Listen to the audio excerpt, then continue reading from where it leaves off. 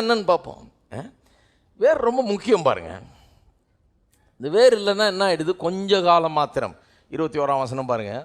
ஆகிலும் தனக்குள்ளே வேறு இல்லாதவனாய் கொஞ்ச காலம் மாத்திரம் நிலைத்திருப்பார்கள். எல்லாம் சொல்லுங்கள், கொஞ்ச காலம் மாத்திரம். சிலதெல்லாம் பிடிச்சிக்கணும் பாருங்கள். தனக்குள்ளே வேறு இல்லாதனால் கொஞ்ச காலம் மாத்திரம், இதெல்லாம் பிடிச்சிக்கணும். வெறும் வேறு இல்லைன்னு இல்லை, தனக்குள்ளே வேறு இல்லை. உள்ள தனக்குள்ளே இல்லை, எல்லாம் வெளியே இருக்குது. தனக்குள்ளே ஒன்றும் இல்லை, உள்ளேருந்து வெளியே வரல இந்த வாழ்க்கை. எல்லாம் வெளியில் இருக்கிற சூழ்நிலை நிமித்தமாக வாழ்கிற வாழ்க்கை அது. கொஞ்ச காலம் மாத்திரம். அந்த வாழ்க்கை எப்படிப்பட்டது? கொஞ்ச காலம் மாத்திரம். எல்லாம் சொல்லுங்கள் திரும்பி, கொஞ்ச காலம் மாத்திரம். பிரசங்கத்தை உள்ளே இறக்க பார்க்குறேன் நான். கொஞ்ச காலம் மாத்திரம்னா என்ன? இவங்க எவ்வளோ நாள் நிலச்சிருப்பாங்க ஆண்டவருக்குள்ளே? கொஞ்ச காலம் மாத்திரம். எவ்வளோ நாள் கோயிலுக்கு வருவாங்க? கொஞ்ச காலம் மாத்திரம். எவ்வளோ நாள் ஆண்டவரை இயேசுவை ஆண்டவர்னு அறிக்கை செய்வாங்க? கொஞ்ச காலம் மாத்திரம். எவ்வளோ நாள் ரொம்ப வைராக்கியத்தோடு இருப்பாங்க? கொஞ்ச காலம் மாத்திரம். ஹலோ, பார்த்துருக்கீங்களா அந்த மாதிரி கிறிஸ்தவங்கள? கொஞ்ச காலம் மாத்திரம் கிறிஸ்தவ நிறைய பேர் தெரியும் எனக்கு. அந்த மாதிரி கொஞ்ச காலம் மாத்திரம் கிறிஸ்தவர்கள். கொஞ்ச காலம் தான் அவங்க வாழ்வு. கொஞ்ச காலம்தான், கொஞ்ச காலம். ஓ அலையிலையோ அப்படி தானே. அப்புறம் பார்த்தா ஆளே காணும். கொஞ்ச காலம் மாத்திரம். அதான் சொல்லியிருக்கீங்க. ஆழம் இல்லாததுனால போட்ட உடனே டக்குன்னு கிளம்புமா மொளை. ஆனால் அப்புறம் பார்த்தா ஒன்றுமே இருக்காது திடீர்னு. ஏன்னா ஆழம் இல்லை, வேறு இல்லை, இது இல்லை, அது இல்லைன்னு 1008 பிரச்சனைங்க. அப்போ பாருங்கள், வேறு இல்லைன்னா பிரச்சனை தான். அந்த வேறு ரொம்ப அவசியமானதாக இருக்கிறது. அது இல்லைன்னா அந்த மரம், அந்த செடி தழைக்க முடியாது, அதுலேருந்து எந்த கனியும் உண்டாக முடியாது. அப்போ வேர்னா என்ன? வேர்னா என்ன? What is the meaning of the root? ரூட்னா என்ன பாருங்கள். ஒரு மரத்துக்கு வேருங்கிறது பூமிக்கு அடியில் இருக்கிற ஒன்று, கண்ணால் பார்க்க முடியாத ஒன்று இல்லைங்களா? வெளியில் மரம் தெரியுது, இலை தெரியுது, கிளை தெரியுது, கனி தெரியுது, எல்லாம் தெரியுது. மரத்தினுடைய அழகு தெரியுது, அது பெருசாக படர்ந்து நிற்கிறது தெரியுது. ஆனால் வெளியில் எவ்வளோ மரம் இருக்குதோ அந்த அளவுக்கு பூமிக்கு அடியில் ஒரு மரம் இருக்குது. அதனால தான் வெளியில் இது இவ்வளோ பிரமாதமாக இருக்குது. நம்ம வெளியில் உள்ளதான் பார்க்குற மொழியை உள்ளே உள்ளதை பார்க்குறது இல்லை. உள்ளே நல்லா இல்லைன்னா வெளியே நல்லா இருக்க முடியாது. உள்ளே அந்த வேர் நல்லா இல்லைன்னா வெளியே இவ்வளோ இருக்க முடியாது. வெளியே பெரிய மரமாக இருந்து வேறு உள்ளே திருண்டாக இருக்க முடியாது. வெளியே எந்த அளவுக்கு இருக்குதோ அந்த அளவுக்கு உள்ளே இருக்குன்றாங்க. அந்த அளவுக்கு பெருசாக உள்ளே போய்கிட்டு இருக்கோன்றாங்க. அப்போ பாருங்கள், பார்க்க முடியாமல் பூமிக்குள்ளே மறைஞ்சிருக்கிற பகுதி யாரும் பார்க்கறது இல்லை. அதனால சிலர் அதை கவனிக்கிறதே இல்லை. ஆனால் ஒரு நல்ல விவசாயிக்கு அது தெரியுது, அடியில் விஷயம் இருக்குதுன்னு. அதனால தான் அதுக்கு உரம் போடுறான் இல்லையா? அதனால தான் அதை பற்றி அவனுக்கு ஒரு அக்கறை இருக்குது. ரசிக்கிறவங்க என்ன பண்ணுறாங்க? அப்படியே வர்றாங்க, ஆஹா என்ன நல்ல மரம், இலை நல்லா இருக்குது, கிளை நல்லா இருக்குது, பழம் நல்லா இருக்குது, நல்ல ருசியாக இருக்குது, நல்ல பழம் இதுன்றாங்க. வேரை பற்றி யாரும் பேசுகிறதே கிடையாது. ஆனால் அந்த வேர் நல்லா இருக்கிறதுனால தான் அந்த மரம் நல்லா இருக்குது. அப்போ ஆவிக்குரிய ஜீவியத்தில் இதே தான். வெளியில் ஒரு கிறிஸ்தவ வாழ்க்கையை பார்க்குறோம், வெளிப்புறமாக தெரியுது அது. ஆனால் வெளிப்புறமாக தெரிகிற அந்த கிறிஸ்தவ வாழ்க்கைக்கு பின்னால் உள்ளான ஒரு கிறிஸ்தவ ஜீவியம் இருக்கிறது. இருதயத்துக்குள்ளே மறைந்து இருக்கிற ஒரு கிறிஸ்தவ ஜீவியம் இருக்கிறது. அதுதான் வெளிப்புறமான இப்படிப்பட்ட ஒரு வாழ்க்கையை கொண்டு வருகிறது இல்லையா? அந்த மறைந்து இருக்கிற அந்த கிறிஸ்தவ ஜீவன்றது என்ன? மறைஞ்சிருக்கிறது என்ன? மறைஞ்சிருக்கிறது என்னன்னா, அது உள்ளே இருக்கிற இந்த ஆவிக்குரிய காரியங்கள், உள்ளே நடைபெறுகிற ஆவிக்குரிய காரியங்கள். சில காரியங்களை சொல்கிறேன் சும்மா உதாரணத்துக்கு, நீங்கள் மீதியெல்லாம் நீங்கள் ஆட் பண்ணிக்கலாம். பாருங்கள், ஒரு நல்ல ஆவிக்குரியவனை பார்த்தீங்கன்னா உள்ள ஒரு நல்ல கிரியை நடந்துக்கிட்டு இருக்குது அவனுக்குள்ள. முதலாவது கிரியை என்ன? அவனுக்கு உள்ள ஒரு பெரிய மனம் திரும்புதல் இருக்குது. மனம் திரும்புதல்ன்றது ஏதோ ஒரு நேரம் நடந்து முடிஞ்சிடுறது இல்லை. சிலர் நினைக்கிறாங்க மனம் திரும்புதல் வாழ்க்கையில் ஒரு தடவை நடக்குது, அதோட அதை மூடிட்டு வேறு சாப்டர் ஆரம்பிச்சிடும். கிடையாது. மனம் திரும்புதல்ன்றது மார்ட்டின் லூத்தர்லாம் அதை பற்றி பேசும்போது என்ன சொல்கிறாரு? தினந்தோறும் மனம் திரும்பணுன்றார். ஒரு நாளைக்கு சில நேரத்தில் பல தடவை மனம் திரும்ப வேண்டியது இருக்கிறார். ஒரு விதத்தில் உண்மை தான் அது. ஏன்னா கிறிஸ்தவன்னா யார்? ஒரு நல்ல கிறிஸ்தவன்னா யார்? நல்ல ஆவிக்குரிய கிறிஸ்தவன்னா யார்? 100% அப்பழுக்கற்றவன், எந்த இதுவும் இல்லை, அப்படியே 100% ஹோலின்னு நினைக்கிறீங்களா ஆவிக்குரிய கிறிஸ்தவன்னா? அப்படி யாராவது கிறிஸ்தவனை பார்த்தா சொல்லிவிடுங்க, ஏன்னா நான் பார்த்ததே இல்லை அப்படி. அவரை தூக்கி மியூசியத்தில் வச்சுருவோம், எல்லாம் டெய்லி போய் அவரை பார்த்து ஒரு கும்பிட்டு வந்துடுவோம். அப்படி யாரும் ஒரு கிறிஸ்தவர் இல்லை. எந்த பிரச்சனையும் இல்லைங்க, 100% ரொம்ப கரெக்டாக இருப்பார். இதுதான் ஆவிக்குரிய கிறிஸ்தவன், எந்த ஒரு மிஸ்டேக் நீங்கள் கண்டுபிடிக்க முடியாது அப்படின்ற கிறிஸ்தவரை பார்க்கவே முடியாது நீங்கள். அப்போ ஆவிக்குரிய கிறிஸ்தவனா என்ன? அவன் எப்படிப்பட்டவன்னா, அவன் ஒரு சின்ன தவறு செய்யும்போது கூட, எல்லாருமே தவறுகள் செய்கிறோம் இல்லையா, தவறுகள் உண்டாகிறது, எண்ணத்துலேயோ செயல்லையோ எதுலேயோ தவறு உண்டாகுது. உண்டாகும்போது அவனுக்குள்ள ஒரு வருத்தமும் மனம் திரும்புதலும் இருக்கிறது. உணர்வுள்ளவனாக இருக்கிறான். அவன் நான் தப்பு பண்ணிட்டேன், நான் செய்தது தப்பு, இதை நான் செய்திருக்கக்கூடாது, இப்படி இருக்கக்கூடாது அப்படின்னு சொல்லி உள்ள ஒரு மனம் திரும்புதல் இருக்குது பாருங்கள். அதனால் அடிக்கடி அவனுக்குள்ள ஒரு பெரிய இதை குறித்த வருத்தம், மனம் திரும்புதல், இதிலிருந்து திருந்தி வாழ்கிறது, இந்த காரியம்லாம் உள்ளே எப்போவுமே நடந்துக்கிட்டு இருக்குது. அதுதான் ஒரு ஆவிக்குரிய கிறிஸ்தவனுக்கு அடையாளம். அவன் தப்பே பண்ணாதவன் இல்லை, தப்பே பண்ணாதவனும் கிடையாது. தப்பு பண்ணும்போது நான் திருந்த வேணும், நான் இன்றைக்கி இதோடையே தூங்கக்கூடாது, இதோடையே தூங்கி நான் நாளைக்கு எந்திரிக்கக்கூடாது, இதை இன்றைக்கே கழட்டி விடணும், இதை மனம் திரும்பணும், இதை அறிக்கை செய்யணும், இதை விட்டு விடணுன்ற உணர்வு அவனுக்குள்ளே அதிகமாக இருக்கிறது. இருக்கீங்களா? அந்த விதமான ஒரு உள்ளான ஒரு கிரியை நடந்து கொண்டிருக்குது அவனுக்குள்ள. அவன் சாதாரண ஆள் இல்லை. ஒரு தப்பு செய்யும்போது உடனே அதை உணர்றான், உடனே அதை சரி பண்ணுறான், அதை பற்றி ஒரு வருத்தம், ஒரு இது இருக்குது அவனுக்கு. சில கிறிஸ்தவங்களை பார்த்தீங்கன்னா நிறைய தப்புனவங்க எந்த உணர்வும் கிடையாது,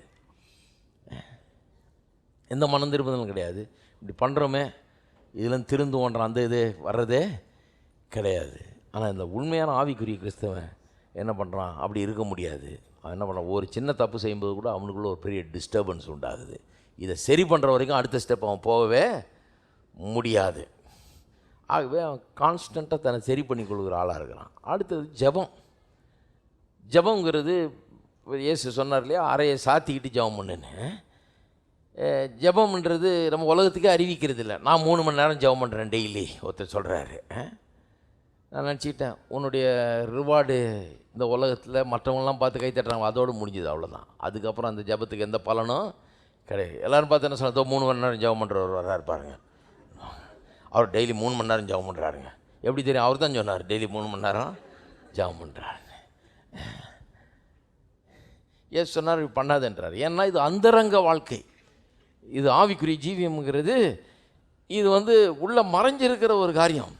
அப்போ ஜெபம்ங்கிறது நம்முடைய உள்ளத்தில் ஆண்டவர் பேரில் இருக்கிற அந்த வாஞ்சையினால் பசி தாகத்தால் ஏற்படுகிற ஒன்று. அதை செய்கிறோம். அதை செய்யும்போது அது ஒரு வேராக இருக்குது பாருங்கள், அது ஒரு ரூட் மாதிரி ஆகிடுது. அது மட்டும் இல்லாமல் தேவனோடு கூட இருக்கிற உறவு, எல்லா உறவை காட்டிலும், உலகத்தில் இருக்கிற அத்தனை உறவுகளை காட்டிலும் பாருங்கள், உறவுனா அங்கே போகணும், சொந்தக்காரன் வீட்டுக்கு போகணும், இங்கே போகணும், அவங்க போகணும், இரத்த உறவு அப்படின்னு போய் ஒட்டிக்கிறோம் இல்லையா, போய் அவங்களே அண்டி அண்டி போயிட்டுருக்குறோம், இது பண்ணுறோம், ஓகே. ஆனால் ஆண்டவரை பற்றி அப்படி போகிறதில்ல. ஆண்டவருக்கு இவங்களுக்கும் அப்பப்போ விசிட் பண்ணிக்கிறது, ஹாய் பாய் மாதிரி. ஆண்டவரை பற்றி ஏன் அப்படி ஃபீல் பண்ணுறதில்ல? ஆண்டவரோடு ஏன் அப்படிப்பட்ட ஒரு உறவு இல்லை? யோசித்து பார்த்துருக்கீங்களா? நிறைய பேருக்கு அப்படி கிடையாது. ஆண்டவரை பற்றி அப்படி நினைக்கிறது கிடையாது. சொந்தக்காரங்களை காட்டலாம் ஆண்டவர் என்றைக்கு முக்கியமாக தெரிகிறாரோ அன்றைக்கி தான் அது உண்மையான கிறிஸ்தவ ஜீவியம். ஆண்டவர் எல்லாத்தையும் காட்டிலும் ரொம்ப முக்கியமானவர். நமக்கு ஆண்டவரோடு கூட இருக்கிற உறவு எல்லாத்தையும் காட்டிலும் அவர் பெரியவர், எல்லாத்தையும் காட்டிலும் அவர் முக்கியம், எனக்கு அவர் தான் முக்கியம், எனக்கு அவரோடு இருக்கிற உறவு முக்கியம், ஐக்கியம் முக்கியம்னு நினைக்கிறது தான் சரியான ஒரு ஆவிக்குரிய வாழ்க்கை. அது மட்டும் இல்லாமல் ஆண்டவரை ஆராதிக்கிற ஒரு ஜீவியம், கர்த்தரை துதிக்கிறது, ஆராதிக்கிறது, அதில் பெறுகிற மகிழ்ச்சி. நிறைய பேருக்கு அதில் ஒரு மகிழ்ச்சியே கிடையாது பாருங்கள். அதில் ஒரு வருகிற ஒரு மகிழ்ச்சி. எத்தனை பேர் கர்த்தரை ஆராதிக்கும் போது மகிழ்ச்சி அடைகிறீங்க? பாட்டு பாடும்போது, ஆராதிக்கும் போது ஒரு பெரிய மகிழ்ச்சி உண்டாகிறது. இதெல்லாம் அந்தரங்கத்தில் உண்டாகிற ஒரு காரியங்கள். இப்படி பார்க்கக்கூடாத ரீதியில் பல காரியங்கள் உள்ளே நடந்து கொண்டு இருக்கிறது. வசனத்தை குறித்த ஒரு வாஞ்சை, இதை அறிந்து கொள்ளணும், இதை தேடணும், இதை பிடிக்கணும், இதை புரிந்து கொள்ளணுன்ற வாஞ்சையெல்லாம் பாருங்கள், இதெல்லாம் அந்தரங்கத்திலே நடக்கிற இந்த ஆவிக்குரிய ஜீவியம். ஆனால் இங்கே உள்ளே நடக்கிறதுனால இது வெளியே யாருக்கும் தெரியறது கிடையாது. ஆனால் அது இல்லைன்னா வெளியே பாராட்டுற இந்த அழகான வாழ்க்கை இருக்காது.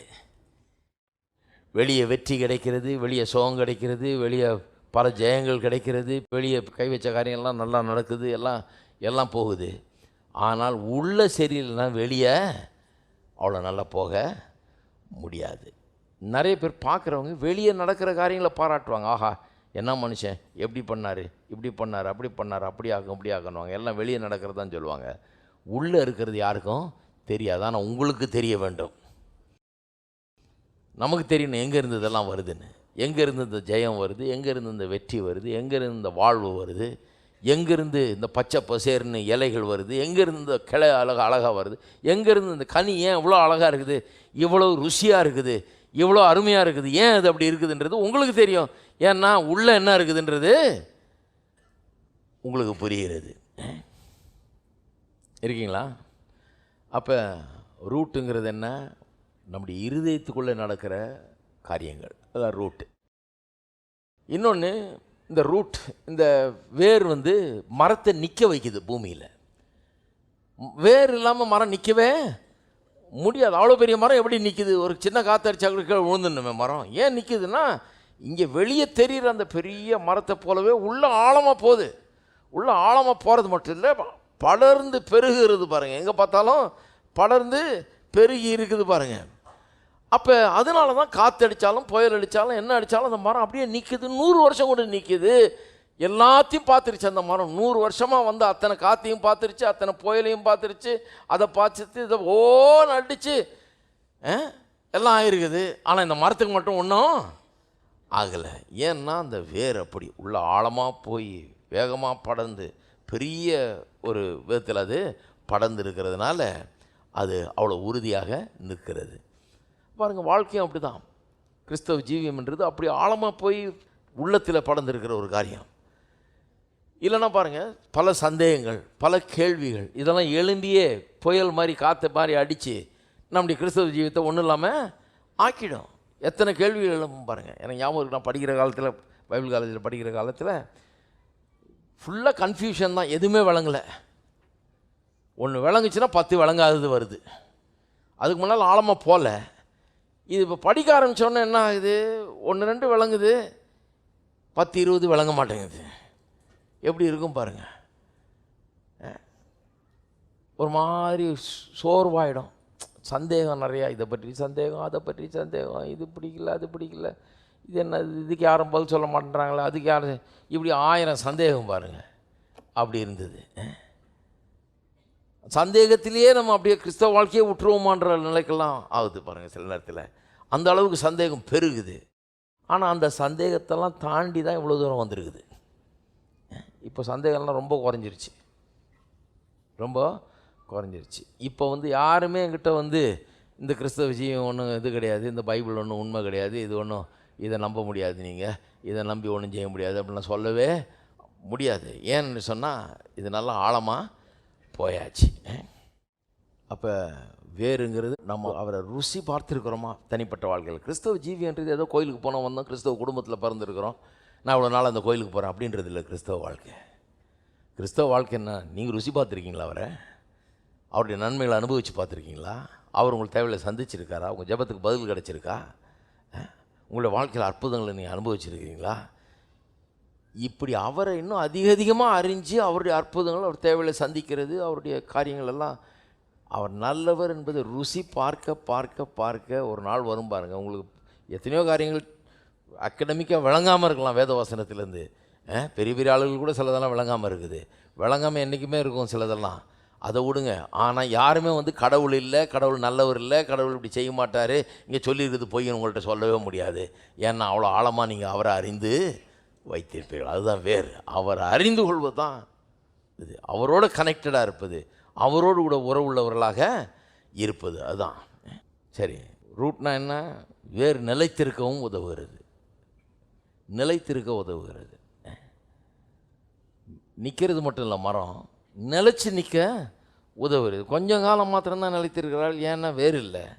ஆனால் வேறு இருந்தால் என்ன, அது நிலைத்து நிற்பார்கள். கடைசி வரைக்கும் நிலைத்து நிற்க முடியும் பாருங்கள். அது மட்டும் இல்லை, வேர் வாழ வைக்கிறது. இது ரொம்ப முக்கியமான காரியம் பாருங்கள், வாழ வைக்கிறது. நான் விவசாயி இல்லை, ஆனால் இது படிக்கும்போதே நமக்கு விவசாய ஆயில் நம்மள இருக்குது. சைட் பை சைடு வயலும் வாழ்வும் படிச்சுட்டு இருக்கிறேன் நான். வெற்றியும் வாழும் கூடயே வந்துக்கிட்டு இருக்குது. அது புரிஞ்சால் தான் இது புரியுது. இந்த வேர் வந்து எப்படி வாழ வைக்குது நான் சொல்கிறாங்க வேரை பற்றி. அது உள்ளே போய் என்ன பண்ணுதான் அந்த மரத்துக்காக இந்த போட்டு விதையை போடுறீங்க, விதை போடணும், வேர் அப்படியே உள்ளே போகுது. ஏன்னா இது மரமாக ஆகணும், கனி தரணும், இலைகள்லாம் உருவாகணும், பெருசாக வளரணும்னா இந்த விதையிலிருந்து கிளம்பி வேர் உள்ளே போய் கீழே போய் அது அப்படியே ட்ராவல் பண்ண ஆரம்பிக்குதான். ட்ராவல் பண்ணி அப்படியே போகுது. எதை தேடி போகுது? ஆகாரத்தை தேடி, தண்ணியை தேடி போயிட்டே இருக்குது. அப்படி போனால் பெரிய பாறை இருக்குது, அந்த பாறையில் போக முடியாமல் அப்புறம் எப்படி சுற்றி போகுது.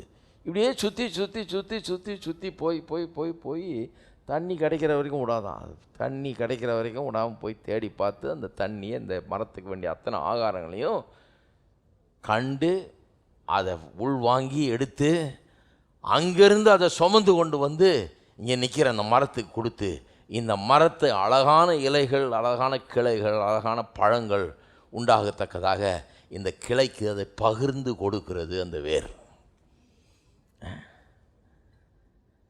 அப்போ உள்ள ஆழமாக கர்த்தரோடு உறவு உண்டாகும்போது, ஆழமாக போகும்போது, ஜெபத்திலையும் கர்த்தரோடு இருக்கிற உறவுலையும் நெருக்கத்திலையும் இதில் ஆழமாக போகும்போது அதிலிருந்து தான் என்ன உண்டாகிறது? நம்முடைய வாழ்க்கைக்கு வேண்டிய அத்தனை சத்துக்களும் அதில் தான் உண்டாகிறது. அத்தனை பலனும் சத்துக்களும் நமக்கு தேவையான அத்தனை காரியங்களும் அதிலிருந்து தான் உண்டாகுது. கர்த்தரோடு கூட இருக்கிற நம்முடைய உறவு தான், அவரோடு கூட நமக்கு இருக்கிற உறவு தான் என்ன பண்ணுது? அவரிலிருந்து அந்த ஜீவனை பெற்று நமக்குள்ளே கொண்டு வந்து கொடுக்கிறது. அதனால் இந்த வேர் வந்து ரொம்ப முக்கியம். கர்த்தரோடு நமக்கு இருக்கிற உறவு தனிப்பட்ட முறையில், தனக்குள்ளே வேறு இல்லாததுனால் அப்படின்றது. அப்படின்னா தனிப்பட்ட உறவு. பெற்றோர் கோயிலுக்கு போயிட்டு இருந்தாங்கன்றது இல்லை, எங்கள் பிரசங்கியார் நல்லவர்ன்றது இல்லை, ஏதோ ஒரு நல்ல வீட்டில் இருக்கிறேன் நான், அவங்க என்ன பார்த்துக்கிறாங்க, எதுவும் கெட்டது நடந்துடாமல், அப்படி இல்லை. தனக்குள்ளே வேர், இண்டிவிஜுவலாக நமக்குள்ளே வேர் இருக்குது. அப்படின்னா இண்டிவிஜுவலாக ஒரு கன்வர்ஷன், இண்டிவிஜுவலாக ஒரு பெரிய மாற்றம் உள்ள ஒரு ஆவியானவருடைய செயல், இண்டிவிஜுவலாக சில காரியங்கள் உள்ள நடக்குது, தனிப்பட்ட முறையில் நடக்குது. இது ஆழமாக போக போக போக போக என்ன ஆகுது? இங்கே மரம் ரொம்ப பியூட்டிஃபுல்லாக ஆக ஆரம்பிக்குது. வந்து பார்க்குறவங்களாம் அந்த வீட்டை பார்த்தா மாதிரி தான், ஆஹா மரம் என்ன ஜோராக இருக்குது, இலை இவ்வளோ நல்லா இருக்குது, பழம் இவ்வளோ நல்லா இருக்குன்னுவாங்க. அது ஏன்னா வேறு அவ்வளோ வேலையும் செஞ்சுருக்குது. இது நல்லா வர்றதுக்கு எது காரணம்? வேறு தான் காரணம். இருக்கீங்களா? அப்போ எத்தனை பேர் நினைக்கிறீங்க வேறு ரொம்ப முக்கியம்னு? அந்த வேறு என்ன? ஆண்டவரோடு கூட உங்களுக்கு இருக்கிற உறவு, அவரை குறித்த வாஞ்சை, பசி, தாகம், அவரோடு இருக்கிற கனெக்ஷன், அவரோடு இருக்கிற ஐக்கியம், அவருக்கு உங்களுக்கு இருக்கிற அந்த பரிமாற்றம், அது தனிப்பட்ட முறையில். ஏதோ யாரோ போனாங்க கோயிலுக்கு, நான் கூட போனேன், அங்கே தான் கூட வந்துகிட்டு இருக்கிறேன், அப்படி இல்லை. உங்களுக்கும் அவருக்கும் இருக்கிற காரியம், இதிலிருந்து தான் உங்களுக்கு வாழ்க்கைக்கு வேண்டிய எல்லா பலனும் வருகிறது. இல்லை